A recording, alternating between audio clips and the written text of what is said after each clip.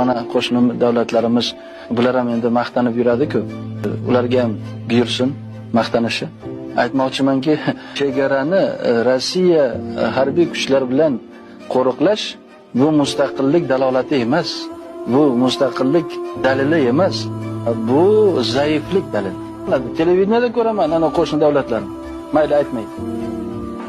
Seni chegarangni boshqasi qo'riqlasaga sen qanaqa mustaqil davlatsan? Yana bir baradan bu tabiiy narsa bo'lishi mumkin. Nima deganda kuching yetmasa, ayt kuching yetmaydi. Bittasi bu bo'lmasam, men nima unaqa neytral bo'laman deb yuribdi. Neytral bo'ladigan davlat nima uchun seni chegarangni boshqa qo'riqlab turish kerak? Betaraf degan davlat. Neytral endi o'zbek tilida betaraf degan. Betaraf davlatlar chet mamlakatlardan hech kim umuman o'zini harbiy kuchlarini qo'ymaslik kerak. Hozirgi bo'lgan siyosat shunday bo'lyaptiki, nima emish? Rossiya mana shu atrofda yashayotgan davlatlarga, endi mustaqil bo'lmish davlatlarga, Birlashgan Millatlar tashkilotlarining a'zolari, teng a'zo bo'lmish davlatlarga uni chegarasini himoyalashga, qo'riqlashga yordam berarmish.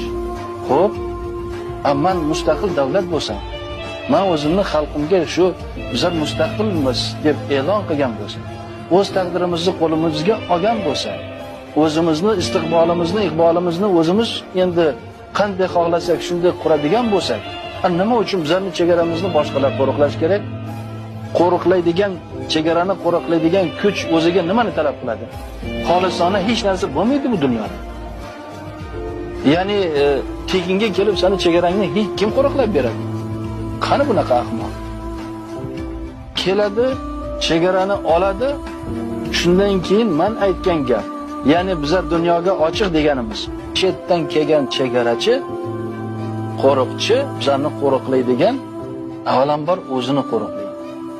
Ya'ni bizlarni yo'limizni to'sib oladi-yu, bizlarni aytaylik dunyoga, ham jamiyatiga aytaylik chiqishga o'z ko'zi bilan qaraydi. Unga agar ma'qul bo'lsa qo'yadi, agar ma'qul bo'lmasa qo'ymaydi. Bu aniq gap. Buni bizlar yaxshi tushunib, oldini bilib, to'g'ri baho berishimiz kerak. Balki ba'zi davlatlar zaif, o'zini chegarasini o'zi qo'riqlashga qurbi yetmaydi. Lekin maqtanib nima qilasan bo'lmasa? Gapir bo'lmasam ochiq. Men zaifman. Men ko'p maqtanaman, katta minbarga chiqaman.